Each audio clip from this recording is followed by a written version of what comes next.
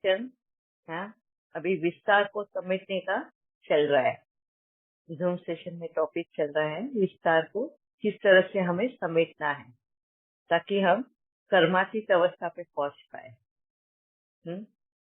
तो कर्मातीत अवस्था पे किस तरह पहुंचना है, बाबा ने पूरा तरीका हमें मुरली के द्वारा समझाया है।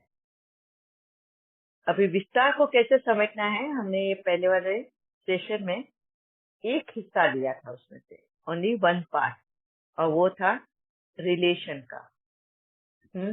इंसानों का रिलेशन विद अदर सोल्स। एक सोल का रिलेशन दूसरे सोल के साथ में जो है, उसका जो विस्तार हमने बनाया है, उस विस्तार को किस तरह समेटना है अपने गुणों से, शक्तियों से, और कलाओं से, विदाउट क्रिएटिंग, कोई भी कर्म बनाए बगैर सेटल करना। ये विधि बाबा ने हमें बहुत, ये हुनर बोलो या ये विधि बोलो, बहुत सुंदर तरीके से बाबा ने हमें समझाई है। तो ये जो हमारा रिश्तों का विस्तार जो है ना,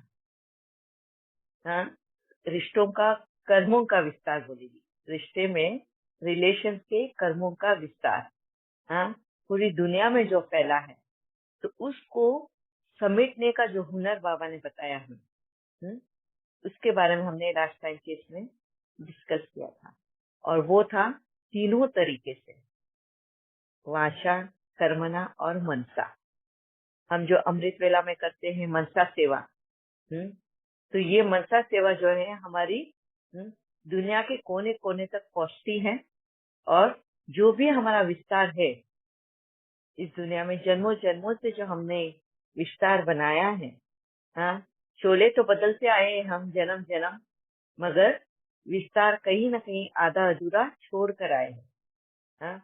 हमारे रिश्ते, कर्मों का हिसाब किताब कहीं ना कहीं आधे अधूरे छोड़ कर आए हैं, जो हम सवेरे अमृत वेला में सकाश द्वारा, सकाश की विधि, संकल्पों की विधि के द्वारा संपूर्ण कर रहे हैं। तो वो एक विस्तार जो है, उसको हम कहीं ना कहीं समेट रहे हैं, कहीं ना कहीं अपने गुणों से, शक्तियों से, अपनी कलाओं से उसको समेटने की कोशिश कर रहे हैं। दूसरा समेटना हमारा वाचा सेवा का। ये वाचा सेवा भी हमारी हर तरीके से हो रही है ना, लौकिक अलौकिक सभी रिश्तों में हमारी वाचा सेवा हो रही है। कहीं पे उनके समान बनकर हम अपना वजूद बना रहे हैं, या फिर हमारा वजूद रखकर उनको हमारे समान बना रहे हैं। वाचा से बहुत बड़ा एक कम्युनिकेशन बोलते हैं, जो एक बड़ा गैप आने की वजह से कम्युनिकेशन गैप बोलते हैं ना, मतलब वाचा जब हम कम करते हैं और अनुमान ज्यादा लगाते हैं और अपने निष्कर्ष पे पहुंचते हैं कि इसने ऐसा ही सोचा होगा या उसने वैसे ही सोचा होगा। अब बाबा हमें वो हुनर सिखाते हैं कि किस तरह हमें वार्तालाप, कम्युनिकेशन यानी वार्तालाप, बातों से अपनी बातें रखनी भी है और सुनने की भी कला होनी चाहिए, सुननी भी है। तो ये भी हमारे से बाबा बहुत अच्छे से करवा रहा है, और वो भी मुझे के पॉइंट से किस तरह, मीठा बोलो, धीरे बोलो, कम बोलो। तो कहाँ मीठा बोलना है, कहाँ धीरे बोलना है, और कहाँ कम बोलना है, ये भी हुनर बाबा हमें सिखाता है वाचा सेवा के द्वारा। और ये भी विस्तार जो हमने किया है ना, उस विस्तार को समेटने के लिए हमें हेल्प करता है। तीसरा है कर्मणा सेवा, डीड विथ एक्शन। तो जो कर्मणा के द्वारा हम करते हैं सेवा, जो मतलब हाजी का पाठ बना, जिस तरीके की भी सेवा आ जाए, हम, हमारा शरीर, हमारी स्थिति क्या है, वो दिखाए बगैर, कोई भी रीजन दिए बगैर हाजी का पाठ जब हम बजाते हैं, हर कार्य के लिए तत्पर रहते हैं। मतलब तत्पर रहना यानी रेडी रहना, कार्य ने हर क्या बोलेंगे उसको, कार्य को, occasion, for every occasion if we are ready, हर कार्य के लिए अगर हम तत्पर हैं तो हमें बहुत इजी हो जाता है हाजी का पाठ बजाना, है ना। और ये है कर्मणा सेवा। और यहाँ ये भी बाबा हमें कहीं पे भिजवा के करवाएगा, तो कहीं पे हमें एक जगह बिठा के उन सभी आत्माओं को हम तक पहुंचा देगा जहाँ हमारी सेवा बची है, रुकी है, या कहीं ना कहीं किसी न किसी के द्वारा वो करवा लेगा, है ना। मगर वो तभी पॉसिबल है, तभी वो पॉसिबल है जब हम हाजी का पाठ बजाएंगे। हाजी का पाठ बजाने का मतलब है कभी भी बाबा ने बोला है कुछ करने के लिए और हमने उसको रीजन दे दिया। रीजन देना यानी बहाना देना कि अरे बाबा आज तो तबीयत ठीक नहीं थी, बाबा आज बारिश बहुत हो रही थी, बाबा क्या करूं, पैसे नहीं है ना, पैसे आ जाते तो बहुत सेवा कर लेती थी। बाबा ये शरीर साथ नहीं देता है, अगर ये शरीर साथ देता ना तो बहुत सेवा कर लेती। बाबा ये घर के ही प्रपंच इतने हैं, इनमें से ही निकलने का वक्त नहीं मिलता है, अगर इससे मैं निपटारा कर लूं तो मैं सेवा कर सकती हूँ। ये हो गए बहानेबाजी, है ना। जब हम बहानेबाजी देना शुरू कर देते हैं ना, फिर हम पीछे रह जाते हैं। हाजी का पाठ बजाने में हर जगह पे, हर इसके लिए यस। क्यों यस बोलना है? क्योंकि जब हम यस बोलते हैं, हाँ बोलते हैं, तो बाबा हमें और कौन से हुनर सिखाता है? सारी मैनेजमेंट की हुनर सिखाता है। कौन से मैनेजमेंट है? Time management, space management, work management, और प्रायोरिटी कैसे सेट करना है। सभी टाइप के जो भी तुम्हें जीवन में जरूरत है मैनेज करने के लिए, और हमें ऐसा लगता है कि हम असक्षम हैं, हमारे में उतनी शक्ति नहीं, पोटेंशियल नहीं है कि हम ये मैनेज कर सकते हैं, हमारा कॉन्फिडेंस हमें पीछे खींचता है, हमें अपने आप पे जब विश्वास नहीं होता, मेरे बाबा बोलते हैं हाजी का पाठ बजाओ, मुझे हाँ बोलो और तुम हिम्मत का कदम उठाओ, तुम्हें 100 कदमों से आगे बढ़ाऊंगा। ये है वो हाजी का पाठ। और बहुत बड़ा एग्जाम्पल मैं आपके सामने हूँ कि ये तो दोबारा बार बार मैं वही रिपीट करती हूँ, आप लोगों को बोर करती हूँ, पर हर जगह पे ये मेरा अनुभव बाबा ज्वाइन करके दे देता है। हाजी का पाठ बजाने का मतलब है कभी बहाना नहीं देना, जैसे मेरे को आंखों से दिखता नहीं, मैं खाना कैसे बनाऊंगी, आग से खेलना है वहां पे, हाँ गरम तेल से खेलना है, गरम बर्तनों से खेलना है, किस तरह मैं वो करूंगी? है बाबा बोले मुझे ये सुनना नहीं है। फिर मैं तो खा पी नहीं सकती हूँ, बट तू बाबा मुझे खाना बना के सबको खिलाने बोलता है, मैं कितना अपने आप पे कंट्रोल करना है? मेरे को नहीं मन करेगा खाने का, नहीं। ये हाजी का पाठ, क्योंकि यहीं पे मेरे को कर्मेंद्रियों को किस तरह कंट्रोल करना है, अपने आप को कैसे कंट्रोल करना है, वो पाठ बाबा ने सिखाया। अगर मैं ये हाजी नहीं बोलती बाबा को, अगर मैं हाँ के लिए तैयार नहीं होती, बाबा तूने सेवा दी और मुझे करना है, पर मैं ये बहाना अगर देती तो शायद हो सकता है मैं आज कर्मेंद्रिय गीत नहीं बनती। आज भी मैं अपनी कर्मेंद्रियों वश ही काम कर रही होती। फिर माया का प्रभाव कब मुझे अपने आगोश में फिर से ले लेता पता ही नहीं चलता, और बार बार ऊपर नीचे मेरा फेरा चलते ही रहता। तो ये जो डिफिकल्ट सिचुएशंस बाबा हमारे सामने रखता है और बोलता है इन चैलेंजेस को तू एक्सेप्ट करो और आगे बढ़ो, और जब हम इन चैलेंजेस को एक्सेप्ट करते हैं, इसी को हाजी का पाठ बोलते हैं। कितनी बार मैंने अपना अनुभव सुनाया है कि जैसे मेरे को माइग्रेन होता था और बाबा उसी वक्त मुझे वाचा सेवा की भी सेवा देता था। हिम्मत से मर्दा, मेरे को यही बोलता था, तो हिम्मत रख, तू बोल, मैं बुलवाऊंगा तुझसे, तू बोलना तो शुरू कर, उनको ज्ञान तो समझा, वो मुरली के पॉइंट तो समझा, मैं हूँ तेरे साथ। सिरदर्द का बहाना मुझे मत दे, सिरदर्द हर एक को होता है, इसी पे तो जीत पाना है, और इसी को प्रकृति जीत बोलते हैं। कर्मेंद्रिय जीत तो बनाए ही बाबा ने, पर प्रकृति को भी किस तरह जीतना है, वो भी बाबा ने करके बताया। मगर तभी बाबा वो करवा सकता है जब हम हाजी का पार्ट बजाते हैं, है ना। आप सभी का भी ये अनुभव होगा इसमें, मैं अपनी ही हाँ बोलती रहती हूँ। ये हो गया रिश्तों का, हाँ, हमारे जो ब्लड रिलेशन है, फ्रेंड सर्कल्स, मतलब इंसानों के साथ के रिलेशन है, उनके साथ का हमने ये बताया। मगर हमारा विस्तार सिर्फ इंसानों के साथ का नहीं है, हाँ, बहुत सारे विस्तार है हमारे। अभी कैसे गिने हम वो विस्तार क्या क्या है? हम्म, इसके लिए हमने सारे जूम सेशन पहले लिए थे, जैसे कुदरत के साथ का विस्तार, हम्म, पशु पक्षी जो अदर दूसरे लिविंग बींग्स है, दूसरे जीवाणु है, उनके साथ का विस्तार, हम्म, और उन सभी रिसोर्सेस जो हम यूज करते हैं अपने सुख सुविधा के लिए, है, वो जो भी हम रिसोर्सेस, मतलब जो भी उपलब्धियां है आज साइंस टेक्नोलॉजी और इनकी वजह से, वो जो विस्तार हमने बढ़ा के रखा है, उसको, इन सभी को संक्षेप में ले आना, समेटना, तो वो भी किस तरह करना है हमने पिछले सारे जूम सेशन में किए हैं। तब तक तो वो कथनी में था, अब करनी में भी लेकर आना था।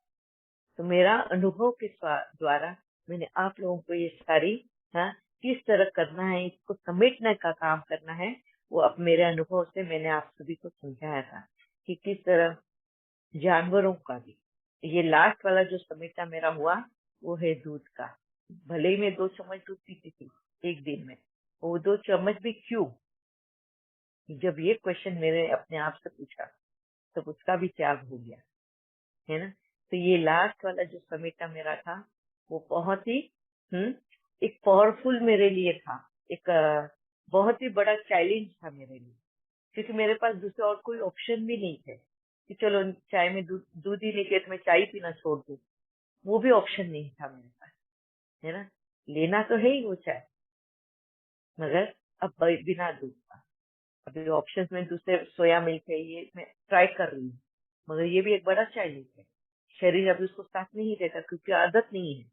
अब इस शरीर को किस तरह उसको मोल्ड करना है उन चीजों के लिए, तभी बाबा को मैं बोल सकती हूँ यस बाबा, अब कैसे भी परिस्थिति आने दो, मैं अपने लिए नहीं दूसरों के लिए खड़ी रहूंगी, क्योंकि मैंने इस शरीर को तैयार कर चुकी हूँ, हर एक परिस्थिति के लिए इस शरीर को तैयार किया है ना। दूसरा विस्तार जो हमने दवाइयों का करके रखा है, मेडिसिन, जो हमने अपनी सुख के लिए, अपनी दर्द हम टॉलरेट नहीं कर सकते हैं, पर दूसरों को दर्द देके हमने वो जो किया है उसको समेटने का है। ये जो मेरी पिछले 8-10 साल की जर्नी है उसके बारे में मैंने बताया, किस तरह बाबा ने मेरी सारी दवाइयाँ, सब अपॉइंटमेंट, सब कुछ स्टॉप कर दिया वहीं पे, कि सहन शक्ति बढ़ा। तुम मुझे बोलते कोई हो रहा है तो कोई एक घुट पानी से भी ठीक हो जाएगी। अभी ये पिछले, मैंने कहा था अब पिछले सोमवार को मैं क्लास नहीं लिया था, यही कह के कि मैं पर्सनल सेवा है करके, हाँ, वो यही था कि मेरा फिर से दांत दर्द शुरू हो गया था, और दांत निकालना था। अब फिर से वही चैलेंज, बिना मेडिसिन के, बिना दवाई के दांत निकलवाना है। डॉक्टर के पास गई, डॉक्टर को बोला डॉक्टर मेरा दांत दर्द अभी शुरू हुआ है, मतलब इन्फेक्शन पहला नहीं है, उससे पहले ही आप निकाल दो ज्यादा बेटर होगा। डॉक्टर भी डर रही थी, उसने बहुत मुझे मनाने की कोशिश की कि दवाई ले लो, पहले 2 दिन आप मेडिसिन लो, कैसे भी करो, कुछ भी करो, मेडिसिन के बगैर मैं दांत नहीं निकाल सकती। और मुझे उसको कॉन्फिडेंस, विश्वास दिलाना था, उसका भरोसा जीतना था कि मैं अपने आप पे कंट्रोल कर सकती हूँ, मुझे दवाइयों की जरूरत नहीं है, ये दर्द मैं सहन कर सकती हूँ, आप बिना दवाई के मुझे निकाल दो। और कल वो दिन था जहाँ मुझे दांत निकालना था, ये दिखा होगा आप लोगों को, बिना का, सिर्फ एक एनेस्थीसिया का दांत के बाजू में इंजेक्शन देना पड़ता है, वो तो कंपलसरी, उसके बगैर हो ही नहीं सकता, सिर्फ दांत की नस को ही देना पड़ता है, और वो दांत निकालते उसी के साथ में वो निकल जाता है। तो उसका असर तो अभी तक मुझे हुआ नहीं है, अब पता नहीं क्या कर्म बंधा है, उसकी वजह से रिजल्ट आएगा तो पता चलेगा। तो ये था अभी लास्ट का ये मेरा मोमेंट, जहाँ विस्तार को समेटने का बाबा ने जिस तरीके से चैलेंजेस मेरे सामने रखे हैं, उसको पार करते हुए आपके सामने बैठी हूँ आज। तो यही चीजें मैं आपसे भी सुनना चाहती हूँ कि कितने टाइप के विस्तार जो आपके बने हुए थे और कितने इसमें से आप उसको समेटने की कोशिश की, कौन से एंगल से आप लोगों ने देखा कि ये एंगल भी है जहाँ हमने विस्तार बनाया है और उसको भी समेटना है, इधर से उधर से हर जगह से एक एक करके अगर आप लोगों ने मंथन किया हो तो प्लीज अपने अनुभव शेयर करना। और किस तरह आपके सामने वो चैलेंज भी आया उसके लिए, हाँ, वो चैलेंजेस के साथ में कि मेरा तो हर बारी वो अनुभव मैंने सुनाए हैं और हर बारी वो ही होते हैं। तो अभी कुछ तो नया हम सुन पाए, वो अच्छा होगा। तो प्लीज अगर किसी को भी इंटरेस्ट है और अपने अनुभव सुनाना चाहते हैं,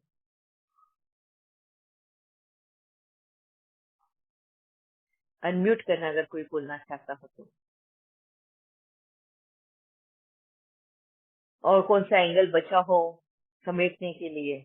दीदी, ये अभी तक बाकी है। यस भावना बहन। एक विस्तार था जो वहम का था, हाइजीन को लेकर, या फिर जैसे आपने बोला अनुमान लगाना, वो भी है, लेकिन ये डायरेक्शन वो डायरेक्शन ठीक है कि नहीं है, वो उसमें भी थोड़ा सा दिमाग चलता था। तो उससे बिल्कुल ही जैसे कि निजात मिल गया। समझ में आ गया कि बाहर की चीजें, जैसे हम वास्तु शास्त्र की बात करें, तो वो चीजें बदलने से हमारे कर्म नहीं बदलते, हमारे कर्म बदलेंगे तो वो अपने आप बदल जाएंगी। तो बहुत बड़ा, भले ही ज्ञान में आने के बाद हम उसको बहुत भाव तो नहीं देते थे, लेकिन डीप डाउन वो रूटेड था, जो कि अप्रूव हो गया आपके साथ जुड़ने के बाद। और बहुत सारे वहम, जैसे रात को यहाँ नहीं जाना, ये ऐसे हो जाएगा वैसे हो जाएगा, तो वो सारी चीजें भी बहुत विस्तार में थी सब कॉन्शियस माइंड में, वो भी जैसे कि उनको फुल स्टॉप लग गया दीदी। Yes, very nice.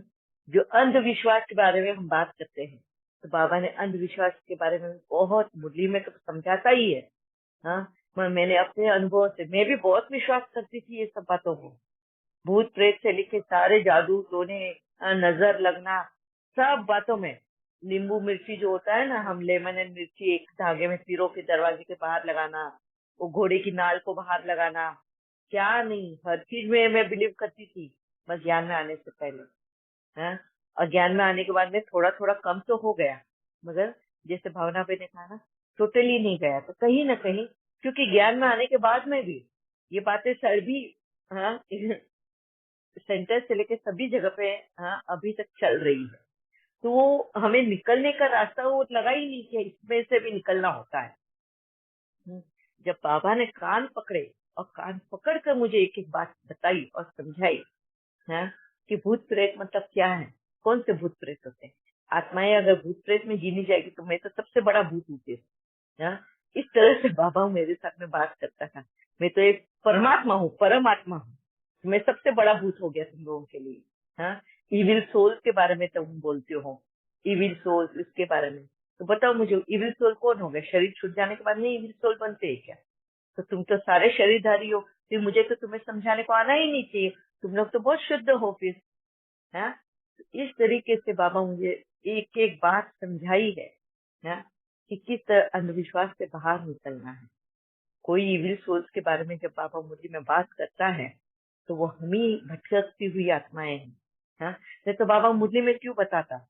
हाँ, अगर बाबा को भूत प्रेतों के लिए ही बोलना रहता, जिनको हम भूत प्रेत बोलते हैं, मतलब सूक्ष्म शरीरधारी आत्माएं, अगर उनको ही बताना रहता तो बाबा शरीर लेकर मुरली द्वारा उनको बताने की क्या जरूरत थी? बाबा डायरेक्टली बता सकता था, वो भी आत्मा के रूप में, बाबा भी आत्मा के रूप में है। और हमें मुरली द्वारा हम शरीरधारी को अगर बता रहे ये बातें, इसका मतलब बहुत क्लियर है कि बाबा हम शरीरधारी लोगों को ही इविल सोल के बारे में बोल रहे हैं। हम इविल सोल्स है, और इविल सोल्स मतलब क्या? जिनके जटिल संस्कार है, विकारी संस्कार, जटिल विकारी संस्कार जिनके हैं, उनको बाबा इविल सोल बोलता है। ये वो जिनको संस्कार, विकारों रूपी भूतों ने जकड़ा हुआ है। यस, हम्म। तो इस तरह से बाबा ने इतना क्लियर किया ये सब चीजें, तब जाके ये जितना अंधविश्वास था ना मेरे दिमाग में, इवन वास्तु को लेकर भी था कि वास्तु में ये ऐसे रखना चाहिए, वो नमक का लैंप इधर रखना चाहिए, गैस इधर रखना चाहिए, पता नहीं क्या क्या था वो। अब तो सब वो भूल ही गई, एकदम टोटली रिप्लेस हो गया है बाबा की ज्ञान से। वो वास्तु क्या है वो भी अभी भूल गई है ना। तो इस तरह बाबा ने एकदम रिफ्रेश कर लिया है मेरे माइंड को। तो ये सारी चीजें जो थी ना, इसको बदलना भी समेटना हुआ। हम अंधविश्वास में कितने कर्म बनाते हैं और कितना विस्तार फैलाते हैं। हाँ, हम अगर बिलीव करते हैं तो मुझे देखने वाले भी वही बिलीव करेंगे। देखने वाले मतलब कौन हो गए? हमारे फैमिली मेंबर। मैं जिन चीजों की बातें करती हूँ, मेरे बच्चे भी उन्हीं चीजों की बातें करते हैं। ये बाबा ने भी मेरे को नोटिस करवाया। हाँ, कि जैसे मैं कर्मों के निदान के बारे में बात करती हूँ, लॉ ऑफ कर्मा के, और मेरे घर में हमेशा उसी बात पे चर्चा होती है। तो मैं ये देखा कि मेरे बच्चे भी जो है ना, अपने फ्रेंड सर्कल में अगर बात करनी हो कुछ हो, तो उनका बेस जो होता है ना, ये कर्मा फिलोसॉफी ही होता है। समझो वो लोग कोई अपने फ्रेंड्स के साथ होटल में भी खाना खाने जा रहे हैं, और वहां पर अगर वो लोग बोले कि नहीं नहीं हम नॉन वेज वाले होटल में जाते हैं, वहां पे वेज मिलता है, तुम वेज खाओ हम नॉन वेज खाएंगे, मेरे बच्चे बोलते हैं नहीं, है हमारे कर्म खराब नहीं करने हैं। मतलब वो वर्ड्स भी वो लोग वो यूज करते हैं। तो इससे भी पता चलता है कि हम जो बोल रहे हैं, हमें फॉलो करने वाले कितने लोग होते हैं, है ना। तो ये भी बाबा ने हमें बहुत महसूस कराया। और इसी के साथ में बहुत बार जब दूसरे सोल्स, दूसरी आत्माएं जब अपनी शेयरिंग करते हैं, भूत प्रेत उनके शरीर में घुस गया है, ये पहले तो माँ के शरीर में था, अब बेटी को भी असर हुआ है, ये सब तब वो पता चलता। बाबा बोलते देखा, ये इनके घर में इन भूत प्रेतों की ही बातें चलती है, और ये किस तरह बड़ों से छोटे फॉलो कर रहे हैं, उनको भी वो वहम हो जाता है, वो भी वही बातें करते हैं। तो हमें बड़े लोगों में किस तरह की हमारी वाचा होनी चाहिए, किस तरह के हमारे कर्म होने चाहिए।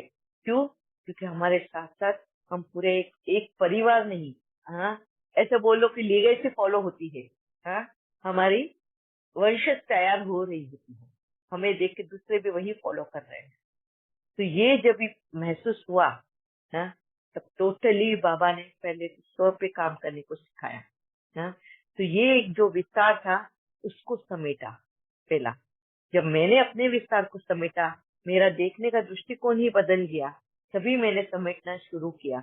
जब अगर देखने का दृष्टिकोण नहीं बदलेगा तो तुम समेट नहीं पाओगे। कहीं ना कहीं फुल स्टॉप की जगह पे तुम्हारे कॉमा लग जाएगी। कॉमा लगना यानी डाउटफुल नेचर, संशय बुद्धि। बाबा जो मुरली में बोलता है, एक भी इतना सा भी संशय, हाँ, फुल स्टॉप का थोड़ा सा भी लाइन नीचे आ गया, संशय बुद्धि रह गया, तो संशय कब तुम्हारा बड़ा पेड़ बन जाएगा, भरोसा नहीं है। तो ये भी एक विस्तार बहुत अच्छा भावना बहन ने बताया कि किस तरह हमें उसको भी समेटना है। दीदी वेरी नाइस। एक और शेयर करती हूँ कि जब हाँ आपने शेयर किया था कि बाबा ने आपको कहा कि आप नलके का पानी पियो, तो उस टाइम हाँ, बहुत अच्छा एक बहुत सारे वहम उतर गए थे कि भावना बहुत हाइजीन कॉन्शियस थी, किस तरह से वॉश करना है बॉटल्स को, सब्जियों को, तो वहम की हद तक चला गया था। तो वो जब बात सुनी तो समझ में आया कि ये तो हम अपने सिस्टम को और ज्यादा डेलिकेट बनाते जा रहे हैं। तो कंकड़ पत्थर हजम होने के लिए, थोड़ा स्ट्रांग होने के लिए ये चीजें बहुत इम्पोर्टेंट नहीं है, ऑन द कॉन्ट्ररी नुकसान पहुंचा रही हैं। तो ये बहुत बड़ा आई ओपनर था दीदी। Yes, very true. हम खुद को हाइजीन के नाम से, वाकई में भावना बहन ने जो शेयर किया, मैं खुद भी वैसी थी, हाइजीन हाइजीन हाइजीन करके। स्पेशली जब फॉरेन में रहकर आ जाओ ना, दुबई जैसी जगह पे, जहाँ पे इतना साफ सुथरा सब कुछ रहता है, एकदम क्लीन, ये तो उसमें वो हाइजीन का दिमाग में इतना बैठा रहता है। और वहां से जब हम इंडिया आते तो यहाँ पे मुझे ना बहुत गंदगी महसूस होती थी, और मैं पूरे दिन लगी रहती थी सफाई करने को, बच्चों को भी पैर नहीं नीचे जमीन पर रखने देती थी, चप्पल पहन के चलो, ये करो, बोतल से ही पानी पियो, धोना वोना सब सफाई का। और ये बाबा ने मुझे कहा कि तेरे को क्या लगता है, कि इन चीजों को ध्यान रखेगी तो क्या तेरे बच्चे हाँ, बोलते हैं ना, क्या बोलते हैं, बिना बीमारी के रहेंगे, उल्टा तो उनको और ज्यादा बीमार कर रही है, खुद भी अपने आप को बीमार कर रही है। क्यों? क्योंकि तू शरीर को लड़ाई करने की, वो बोलते हैं ना, हमेशा उसको एक्सरसाइज करानी होती है। सोल्जर्स भी होते हैं, हर वक्त तो हमारे बॉर्डर पे वॉर नहीं होता है ना, लड़ाइयाँ नहीं होती, मगर सोल्जर्स को, जो सेना जो होती है ना, डेली उनको एक्सरसाइज करने को लगाते हैं, ताकि जब भी वॉर हो तो सेना तैयार रहनी चाहिए, उस वक्त वो मशक्कत करने नहीं जाएगी। ऐसे ही हमारी शरीर जो है, वो एक सोल्जर है, हाँ? उसको हर वक्त तैयार रहने के लिए ऐसी चीजों की आदत रहनी चाहिए कि वो अपने आप को फाइट कर सके, हाँ? मगर ऐसे उसको आदत डालने के लिए तुमको थोड़ा वो, मेरे को बाबा ने जैसे ना, चाय खराब हो गई थी, मैं पीने लगाई थी, और मेरा 2 दिन मेरा पेट ही खराब हो गया था, डायरिया जैसा हो गया था, और तीसरे दिन भी बाबा ने वही चाय मेरे को पीने लगाई, नहीं तेरे को पीनी है। एंड तीसरे दिन मेरी बॉडी उसको सहन कर गई, उसको अभी पता चल गया कि इसको मेरे को फाइट करना है। 2 दिन वो तैयार नहीं थी, वो ले ही नहीं पा रही थी उस चीज को, तीसरे दिन वो उससे फाइट करना शुरू किया, और जैसे ही मेरा शरीर फाइट करने लग गया, बाबा ने उस चीज को रुका दिया। उसके बाद में नल का जो पानी आता है, म्यूनिसिपैलिटी का पानी आता है, हम आजकल फिल्टर यूज करते हैं कि फिल्टर करके पानी पीना है, हाँ, या गर्म करके पानी पियो। क्यों? क्योंकि जो उसमें कीटाणु, जब अभी बारिश के मौसम में बहुत ये आता है, उसमें जर्म्स वगैरह होंगे, तो तुम्हारे शरीर को हार्मफुल होगा, डायरिया हो सकता है, टाइफाइड हो सकता है, ये सारी बीमारियां आ सकती है, इसके लिए तुम फिल्टर का पानी पियो। बाबा मेरे को नल का बोलता था, तू नल का पानी पी। इसमें भी 1-2 बार स्टार्ट में तकलीफ हो जाती है, पर बाद में शरीर को समझ में आ जाता है कि इन चीजों के साथ में अभी मेरे को फाइट करना है, फाइट करके ही मेरे को इससे निवारण मिल सकता है। और मेरा शरीर आज इन सभी चीजों के लिए तैयार है। अब मैं कहीं किधर भी जाती हूँ, जरूरी नहीं ना गाँव में हमेशा लाइट हो, इलेक्ट्रिसिटी हो, फिल्टर का ही पानी मिले, तो बिस्लेरी का पानी ले लेके घूमे हर जगह पे, है, कभी मिलता है कभी नहीं मिलता है। हम अपनी ये करें, ये क्या बोलते हैं उसको, हम अपने लिए ही बोले, अगर गांव में नहीं है, तुम्हें बिस्लेरी का पानी नहीं अफोर्ड कर सकते, किसी के घर पे गए और हम उनको बोले कि नहीं बिस्लेरी का पानी देना, कैसे लगेगा? तो यही वजह बाबा ने कहा कि नहीं, अपने आप को तैयार करो, ग्राउंडेड रहो अर्थ के साथ में, कुदरत के साथ में, इस नेचर के साथ में, नेचर के साथ चलना है हमें, नेचर के विपरीत नहीं चलना। ये एक बहुत बड़ा अनुभव मेरा था। Thank you Bhavna ben again. मैं आप लोगों को एक एक पॉइंट लेकर समझाती हूँ कि किस तरह हमको हर चीज के साथ में कनेक्ट होकर बाबा सिखाता है चलने के लिए। और ये सारे मुरली में पॉइंट्स है, मैं तो उसी मुद्दे के पॉइंट को लेकर अपने अनुभव के साथ में समझाती हूँ आप लोगों को। ठीक है? यस। और